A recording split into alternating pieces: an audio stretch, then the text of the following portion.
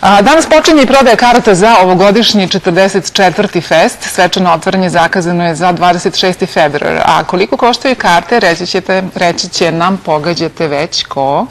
Sanja Belović.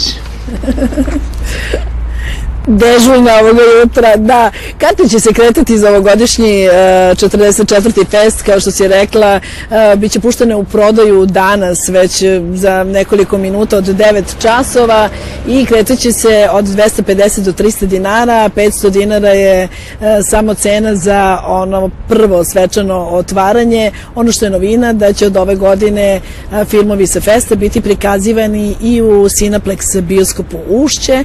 Karte se mogu kupiti na blagajnama Sava centar za Sava centar, a ako izaberete, u zavisnosti gde izaberete da gledate film, tu se isključivo kupuju na blagajnama karte tih sala.